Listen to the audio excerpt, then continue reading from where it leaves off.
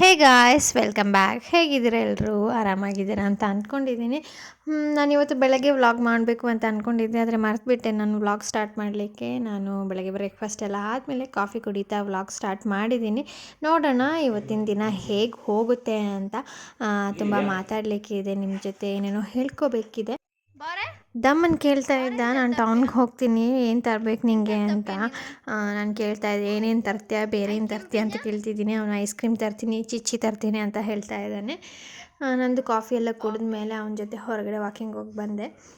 ಕ್ಯಾಕ್ಟಸಲ್ಲಿ ಹೂ ಬಿಡ್ತಾ ಇದೆ. ಇದು ಈ ವರ್ಷದಲ್ಲಿ ಫಸ್ಟ್ ಬಿಟ್ಟಿರೋದು. ಇದು ಎಕ್ಕದ ಗಿಡ, ನಿಮಗೆ ಗೊತ್ತಿರ್ಬೋದಲ್ಲ.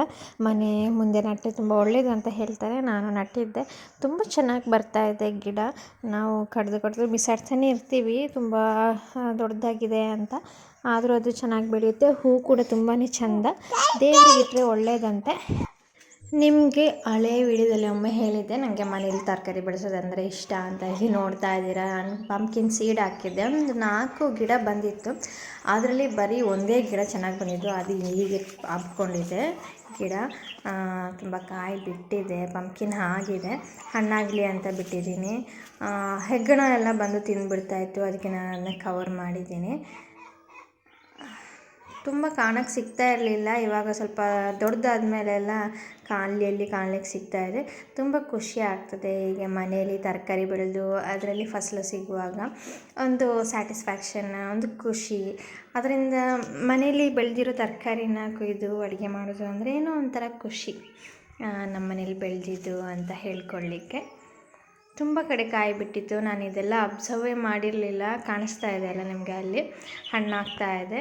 ಮತ್ತು ಇದು ನಾವು ನಮ್ಮ ಭಾಷೆಯಲ್ಲಿ ಮಣುಳಿ ಅಂತ ಹೇಳ್ತೀವಿ, ತುಳು ಭಾಷೆಯಲ್ಲಿ. ನಂಗೆ ಕನ್ನಡದಲ್ಲಿ ಏನು ಹೇಳ್ತಾರೆ ಅಂತ ಗೊತ್ತಿಲ್ಲ. ಇದು ನಾನು ನಟ್ಟಿದ್ದಲ್ಲ, ಇದು ತುಂಬ ವರ್ಷ ಆಯಿತು ಅನಿಸುತ್ತೆ ಹಾಗೆ ಬಂದಿದೆ. ಯಾರು ನಟ್ಟಿರೋದು ಅಂತಲೂ ಗೊತ್ತಿಲ್ಲ. ಮದುವೆಗಿಂತ ಮುಂಚೆಯಿಂದನೇ ಇದೆ ಅನಿಸುತ್ತೆ, ನಮ್ಮ ಮದುವೆ ಆದ ಟೈಮ್ನಲ್ಲೇ ಇತ್ತು. ಇದು ಬರ್ಡ್ ಐ ಚಿಲ್ಲಿ, ತುಂಬ ಚೆಂದ, ಎಲ್ಲದಕ್ಕೂ ಖಾರ ಒಂಥರ ಟೇಸ್ಟ್ ಇದು ಚೆಂದ. ನಾನು ಇದರಲ್ಲಿ ವೈನ್ ಮಾಡಬೇಕು ಅಂತ ಅಂದ್ಕೊಂಡಿದ್ದೀನಿ, ಮಾಡುವಾಗ ನಿಮಗೆ ರೆಸಿಪಿ ಹಾಕ್ತೀನಿ. ಕಾಫಿ ಎಲ್ಲ ಹಣ್ಣಾಗ್ತಾ ಇದೆ. ಇಲ್ಲಿ ಕೆಲವರು ಕುಯಿಸ್ತಾ ಇದ್ದಾರೆ ಹಣ್ಣಾಗಿದೆ ಅಂತ. ನಾವು ನೋಡಬೇಕಿನ್ನಿ ಆವಾಗ ಕುಯ್ಸೋದು ಅಂತ. ಪೂರ್ತಿಯಾಗಿ ಹಣ್ಣಾದರೆ ಒಳ್ಳೆಯದಲ್ವ.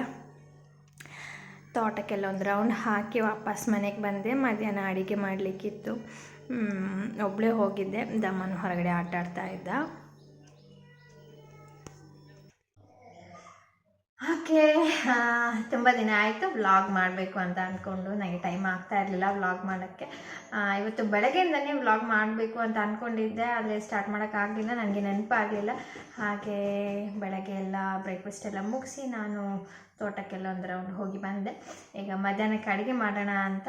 ಮಧ್ಯಾಹ್ನದಿಂದ ನೈಟ್ ಗಂಟ ನನ್ನ ಡೇ ಹೇಗಿರುತ್ತೆ, ಏನೇನು ಮಾಡ್ತೀನಿ ಅಂತ ವ್ಲಾಗ್ ಮಾಡೋಣ ಅಂತ ಅಂದ್ಕೊಂಡು ಸ್ಟಾರ್ಟ್ ಮಾಡಿದ್ದೀನಿ. ನೋಡೋಣ ಹೇಗೆ ಬರುತ್ತೆ ಅಂತ.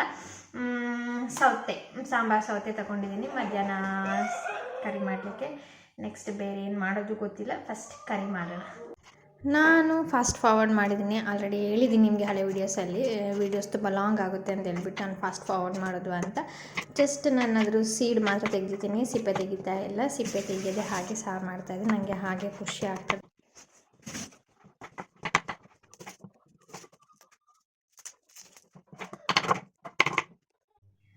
ಓಕೆ, ನಂದು ತರಕಾರಿ ಎಲ್ಲ ಕಟ್ ಆಗಿದೆ. ನಾನು ಡೈರೆಕ್ಟ್ ಮಾಡ್ಕೋತೀನಿ, ಅಂದರೆ ಒಗ್ಗರಣೆ ಏನೂ ಹಾಕೋದಿಲ್ಲ. ತರಕಾರಿ ಏನೇನು ಹಾಕ್ತೀನಿ, ಟೊಮೆಟೊ, ಈರುಳ್ಳಿಯಿಂದ ಹಿಡಿದು ಪ್ರತಿಯೊಂದು ಒಮ್ಮೆಗೆ ಬೇಯಿಸ್ಕೊಂಡ್ಬಿಡ್ತೀನಿ. ಬೇಳೆ ಜೊತೆಗೆ ತೆಂಗಿನಕಾಯಿ, ಇವತ್ತು ತೆಂಗಿನಕಾಯಿ ಆ್ಯಡ್ ಮಾಡ್ತಾಯಿಲ್ಲ, ನಾನು ಬೇಳೆ ಹಾಕಿ ಮಾಡ್ತಾಯಿದ್ದೀನಿ. ಒಗ್ಗರಣೆ ಹಾಕೋದಿಲ್ಲ, ನಾನು ಆಯಿಲ್ ಯೂಸ್ ಮಾಡೋದಿಲ್ಲ ಕುಕ್ಕಿಂಗಿಗೆ. ಅಂದರೆ ಸಾಂಬಾರು ಮಾಡುವಾಗ ಅಪರೂಪ ನಾನು ಆಯಿಲ್ ಯೂಸ್ ಮಾಡೋದು. ಒಗ್ಗರಣೆ ಎಲ್ಲ ಹಾಕೋದು ತುಂಬ ಅಪರೂಪ. ನನಗೆ ಹಾಗೆ ಮಾಡಿಕೊಂಡ್ರೆ ಖುಷಿ ಆಗ್ತದೆ, ಅದು ನನಗೆ ಕೂಡ ಹಾಗೆ ಖುಷಿ ಆಗ್ತದೆ. ಅಪರೂಪಕ್ಕೆ, ಅದೇ ಹೇಳಿದೆ ಅಲ್ಲ, ಅಪರೂಪಕ್ಕೆ ಏನಾದರೂ ಹಬ್ಬ ಆ ಥರ ಏನಾದರೂ ಇದ್ದರೆ ಒಗ್ಗರಣೆ ಮಾಡ್ಕೋತೀನಿ. ಬೇಕು ಅಂದರೆ ಒಗ್ಗರಣೆ ಮಾಡ್ಕೋತೀನಿ ಅಷ್ಟೇ.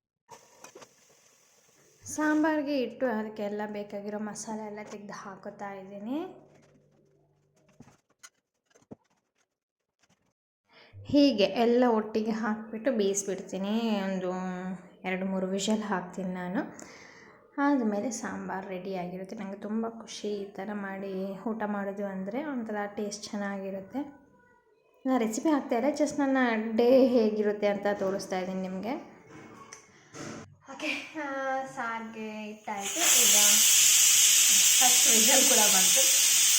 ಈಗ ಪೊಟೆಟೊ ಫ್ರೈ ಮಾಡ್ಕೊತಾ ಇದ್ದೀನಿ. ಹಸ್ಬೆಂಡ್ ಹೇಳಿದ್ರು ಸೈಡ್ಗೆ ಪೊಟೆಟೊ ಫ್ರೈ ಮಾಡು ಅಂತ. ನಾನು ಕನ್ಫ್ಯೂಸಲ್ಲಿದ್ದೆ ಏನು ಮಾಡೋದು ಅಂತ. ಆಮ್ಲೆಟ್ ಮಾಡೋಣ ಅಂದ್ಕೊಂಡಿದ್ದೆ. ಪೊಟೆಟೊ ಇತ್ತು, ಪೊಟೆಟೊ ಫ್ರೈ ಮಾಡ್ತಾ ಇದ್ದೀನಿ. ನೆಕ್ಸ್ಟ್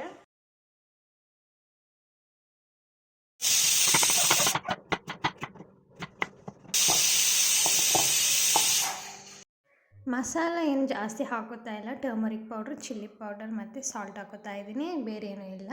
ಇದನ್ನ ಡೀಪ್ ಫ್ರೈ ಮಾಡ್ಕೊಳ್ಳೋಣ ಅಂತ ಹಸ್ಬೆಂಡ್ಗೆ ಹೇಳಿದ್ದೆ ನಾನು, ಲೆಮನ್ ಜ್ಯೂಸ್ ಮಾಡಿ ಕೊಡು ಅಂತ. ಸೊ ಅವ್ರು ಬಂದು ಲೆಮನ್ ಜ್ಯೂಸ್ ಮಾಡ್ತಾ ಇದ್ದಾರೆ. ಮಸಾಲೆ ಎಲ್ಲ ಹಾಕಿ ಮಿಕ್ಸ್ ಮಾಡಿಬಿಟ್ಟು ನಾನು ಲೆಮನ್ ಜ್ಯೂಸ್ ಕುಡಿದು ಬರೋಣ ಅಂತ ಹೊರಟೆ. ಲೆಮನ್ ಜ್ಯೂಸ್ ಕುಡಿದ ಮೇಲೆ ಪುನಃ ಅಡುಗೆ ಕಂಟಿನ್ಯೂ ಮಾಡ್ಕೊಳ್ಳೋಣ. ಅಂದರೆ ಪೊಟೆಟೊ ಫ್ರೈ ಮಾಡಿಬಿಟ್ಟು ರೈಸ್ ಮಾಡಿಬಿಟ್ಟು ಊಟ ಮಾಡಬೇಕು. ಪೊಟೆಟೊ ಫ್ರೈ ಆಗ್ತಾಯಿದೆ, ಚಿಪ್ಸ್ ಥರ ಮಾಡ್ಕೊತಾ ಇದ್ದೀನಿ. ಊಟ ರೆಡಿಯಾಗಿದೆ. ಊಟ ಎಲ್ಲ ಮಾಡಿಬಿಟ್ಟು ಒಂದು ನಿದ್ರೆ ಎಲ್ಲ ಮಾಡಿ ಆಮೇಲೆ ಸಿಗೋಣ. ನಿಮ್ಮ ಜೊತೆ ಅಮ್ಮನ ಜೊತೆ ಮಾತಾಡೋಣ ಅಂದ್ಕೊಂಡು ನಾನು ಟೆರೇಸ್ ಹೋಗ್ತಾಯಿದ್ದೀನಿ. ಕೆಳಗಡೆ ನನಗೆ ನೆಟ್ವರ್ಕ್ ಸಿಗೋಲ್ಲ ಅಮ್ಮನ ಜೊತೆ ಕಾಲ್ ಮಾಡಿ ಮಾತಾಡಲಿಕ್ಕೆ. ಅದಕ್ಕೆ ನಾನು ಟೆರೇಸ್ ಮೇಲೆ ಹೋಗ್ತಾಯಿದ್ದೆ. ಕೆಳಗಡೆನೂ ಸಿಗುತ್ತೆ, ತುಂಬ ಚೆನ್ನಾಗಿ ನನ್ನ ಮಾತು ಅವ್ರಿಗೆ ಕೇಳಬೇಕು ಅಂದರೆ ಟೆರೇಸ್ ಮೇಲೆ ಹೋಗಬೇಕು. ಬಿಸಿಲಿದೆ. ನಾನು 5:30 ಆಗುವಾಗ ಟೆರೇಸ್ಗೆ ಹೋಗಿದ್ದು. ಬಿಸಿಲು ಕಾಣಿಸ್ತಾ ಇದೆಯಲ್ಲ. ಓಕೆ, ಇವತ್ತು ಬೆಳಗ್ಗೆಯಿಂದ ಮಧ್ಯಾಹ್ನದಿಂದ ಈವ್ನಿಂಗ್ ಗಂಟ ವ್ಲಾಗ್ ಹೇಗೆ ಬಂತು, ನಾನು ಏನೇನು ಮಾಡಿದೆ ನೋಡ್ತಿರಲ್ಲ. ಮಧ್ಯಾಹ್ನ ಊಟ ಆದಮೇಲೆ ನಾನು ಸ್ವಲ್ಪ ರೆಸ್ಟ್ ಮಾಡಿ ಮಲಗಿದ್ದೆ ನಮ್ಮನ ಜೊತೆಗೆ. ಈವ್ನಿಂಗ್ ಎದ್ದು ಬ್ಲ್ಯಾಕ್ ಕಾಫಿ ಕುಡಿದು ನಿಮ್ಮ ಜೊತೆ ಮಾತಾಡೋಣ ಅಂದ್ಕೊಂಡು ಬಂದೆ. ನಿಮ್ಮ ಜೊತೆ ಮಾತಾಡೋಕ್ಕಿಂತ ಮುಂಚೆ ನಾನು ಅಮ್ಮನಿಗೆ ಕಾಲ್ ಮಾಡಿದ್ದೆ. ಅಮ್ಮನ ಜೊತೆ ಮಾತಾಡಿ ನಿಮ್ಮ ಜೊತೆ ಮಾತಾಡ್ತಾ ಇದ್ದೀನಿ. ಒಂದು ಥ್ಯಾಂಕ್ಸ್ ಹೇಳೋಣ ಅಂತ. ಅಂದರೆ 300 ಸಬ್ಸ್ಕ್ರೈಬರ್ಸ್ ಇದ್ದೀರಾ. ತುಂಬ ಖುಷಿ ಆಗ್ತಿದೆ. ನಿಮಗೆ ನನ್ನ ವೀಡಿಯೋಸ್ಗಳಲ್ಲಿ ಏನು ಇಷ್ಟ ಆಗಿದೆ ಅಂತ ಗೊತ್ತಿಲ್ಲ. ಇಷ್ಟಪಟ್ಟು ನನಗೆ ಸಪೋರ್ಟ್ ಮಾಡೋಣ ಅಂತ ಅಂದ್ಕೊಂಡು ಸಬ್ಸ್ಕ್ರೈಬ್ ಮಾಡಿದ್ದೀರಾ. ಥ್ಯಾಂಕ್ ಯು ಸೋ ಮಚ್, ತುಂಬ ಸಪೋರ್ಟ್ ಮಾಡ್ತಾ ಇರೋದಕ್ಕೆ. ಹಾಗೆ 335 ಮೆಂಬರ್ಸ್ ಇದ್ದೀರಾ ಸಬ್ಸ್ಕ್ರೈಬರ್ಸ್. ಹಾಗೆ ನಾನು ಯೂಟ್ಯೂಬ್ ಸ್ಟಾರ್ಟ್ ಮಾಡಿದಾಗ ಯಾರಿಗೂ ಹೇಳ್ಕೊಂಡಿರಲಿಲ್ಲ ಯೂಟ್ಯೂಬ್ ಮಾಡಿದ್ದೀನಿ ಸಬ್ಸ್ಕ್ರೈಬ್ ಮಾಡಿ ಅಂತ. ಜಸ್ಟ್ ಹಸ್ಬೆಂಡ್ಗೆ ಹೇಳಿದ್ದೆ, ಅಮ್ಮನಿಗೆ, ತಂಗಿಗೆ ಮತ್ತು ಮನೋವಿತಾಗೆ ಹೇಳಿದ್ದೆ ಸಬ್ಸ್ಕ್ರೈಬ್ ಮಾಡಿ ಅಂತ. ಅವ್ರನ್ನ ಬಿಟ್ಟರೆ ಬೇರೆ ಯಾರನ್ನ ಅಷ್ಟು ಕೇಳ್ಕೊಂಡೆ. ನನ್ನ ಕಸಿನ್ ಇಬ್ಬರನ್ನ ಕೇಳ್ಕೊಂಡಿದ್ದೆ. ಅವ್ರನ್ನ ಬಿಟ್ಟು ಬೇರೆ ಯಾರನ್ನೂ ಕೇಳಿಲ್ಲ ನಾನು ಸಬ್ಸ್ಕ್ರೈಬ್ ಮಾಡಿ ಅಂತ. ಎಲ್ಲರೂ ಆದರೂ ನೀವಾಗೆ ನೀವು ನನಗೆ ಸಬ್ಸ್ಕ್ರೈಬ್ ಮಾಡ್ಕೊಂಡು ತುಂಬ ಸಪೋರ್ಟ್ ಮಾಡ್ತಾಯಿದ್ದೀರಾ. ತುಂಬ ಖುಷಿ ಆಗ್ತಾಯಿದೆ ನನಗೆ. ಹೀಗೆ ಸಪೋರ್ಟ್ ಮಾಡ್ತಾಯಿರಿ. ಹಾಗೆ ಪ್ರತಿಯೊಬ್ಬರಿಗೂ ಅಂದರೆ ಸಬ್ಸ್ಕ್ರೈಬ್ ಮಾಡ್ಕೊಂಡಿರೋ ಎಲ್ರಿಗೂ ನಾನು ತುಂಬ ಥ್ಯಾಂಕ್ಸ್ ಹೇಳ್ತೀನಿ. ಹಾಗೆ ಹೊಸಬ್ರು ಯಾರಾದರೂ ಈ ವಿಡಿಯೋ ನೋಡ್ತಾಯಿದ್ರೆ ಆಲ್ರೆಡಿ ಹೇಳಿದ್ದೀನಿ, ವಿಡಿಯೋ ಇಷ್ಟ ಆದರೆ ಸಬ್ಸ್ಕ್ರೈಬ್ ಮಾಡ್ಕೊಳ್ಳಿ. ನನ್ನ ಬೇರೆ ವೀಡಿಯೋಸ್ ಕೂಡ ನೋಡಿ ಇಷ್ಟ ಆದರೆ ಸಬ್ಸ್ಕ್ರೈಬ್ ಮಾಡ್ಕೊಳ್ಳಿ. ಈಗ ವಿಂಟರ್ ಸೀಸನ್, ಎಲ್ಲ ಕಡೆಯೂ ವಿಂಟರ್ ಸೀಸನ್ ಅಲ್ವ ಇವಾಗ. ನಮ್ಮಲ್ಲಿ ವೆದರ್ ಹೇಗಿದೆ ಅಂದರೆ ಬೆಳಗ್ಗೆ ಮತ್ತು ಸಾಯಂಕಾಲ ಮಾತ್ರ ಚಳಿ ಜಾಸ್ತಿ ಇದೆ. ಮಧ್ಯದಲ್ಲಿ ತುಂಬ ಬಿಸಿಲು, ಸೆಕೆ ಜಾಸ್ತಿ. ವಿಂಟರ್ ಸೀಸನ್ ಅಂತ ಬಾಯಲ್ಲಿ ಹೇಳೋದಷ್ಟೇ, ಹೇಳ್ಕೊಳ್ಳಿಕ್ಕಷ್ಟೇ. ದಿನದ ಮಧ್ಯದಲ್ಲೆಲ್ಲ ಬಿಸಿಲು ಜಾಸ್ತಿನೇ ಇದೆ. ನಾರ್ಮಲ್ ಆಗಿದೆ ನಮ್ಮ ವೆದರ್ ಕೂಡ. ಆದರೆ ಸಾಯಂಕಾಲ ಮತ್ತು ಬೆಳಗ್ಗೆ ಸ್ವಲ್ಪ ಜಾಸ್ತಿ ಕೋಟ ಇರುತ್ತೆ, ಮಿಸ್ಟ್ ಬೀಳ್ತಾ ಇರುತ್ತೆ. ಹಾಗೆ ಯೂಟ್ಯೂಬಲ್ಲಿ ಕೂಡ ಅಷ್ಟೇ ತುಂಬ ಫ್ರೆಂಡ್ಸ್ ಸಿಕ್ಕಿದ್ದೀರಾ, ತುಂಬ ಜನ ಸಪೋರ್ಟ್ ಮಾಡ್ತಾ ಇದ್ದೀರಾ. Thank you so much.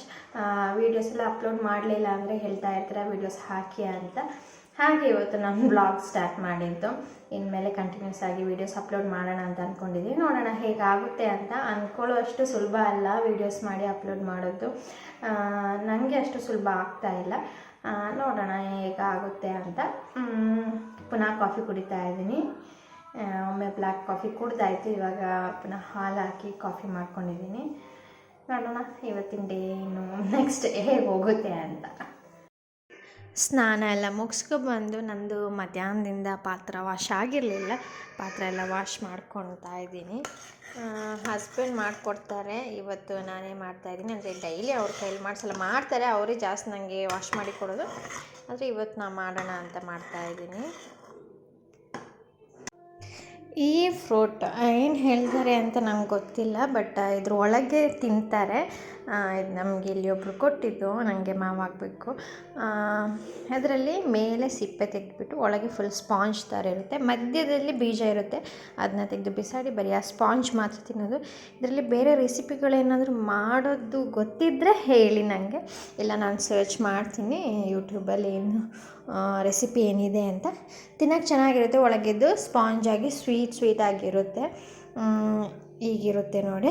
But ಇದು ಚೆನ್ನಾಗಿತ್ತು, ಬಟ್ ಓವರ್ ಸ್ವೀಟ್ ಏನಿರಲಿಲ್ಲ, ಚೆನ್ನಾಗಿದೆ.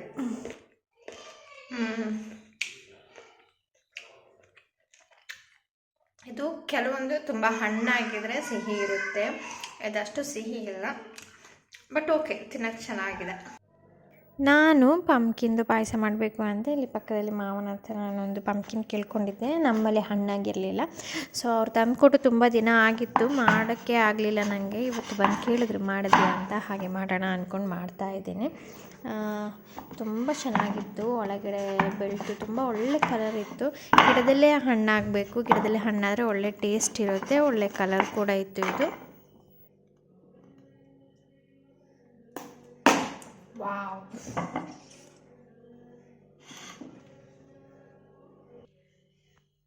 ತುಂಬ ಚಂದ ಹಣ್ಣಾಗಿದೆ, ಒಳ್ಳೆ ಕಲರ್ ಇದೆ. ಇದು ಪರ್ಫೆಕ್ಟ್ ಪಾಯಸ ಮಾಡಲಿಕ್ಕೆ. ಮತ್ತು ರೆಸಿಪಿ ಹಾಕ್ತೀನಿ, ನೋಡ್ತಾ ಇರಿ. ಇದ್ರದ್ದು ಸೀಡ್ ತೆಗೆದಿಟ್ಕೊತಾ ಇದ್ದೀನಿ. ಈ ಶೇಪು ನಮ್ಮಲ್ಲಿಲ್ಲ, ನಮ್ಮಲ್ಲಿ ರೌಂಡ್ ಶೇಪಲ್ಲಿ, ಇದೊಂಥರ ಫ್ಲವರ್ ಶೇಪಲ್ಲಿದೆ. ನೆಕ್ಸ್ಟ್ ಇಯರ್ಗೆ ನಾನು ಗದ್ದೆಯಲ್ಲಿ ಸ್ವಲ್ಪ ಜಾಗ ಇದೆ, ಅಲ್ಲಿ ಇದನ್ನ ಹಾಕೋಣ ಅಂತ ಅಂದ್ಕೊಂಡಿದ್ದೀನಿ.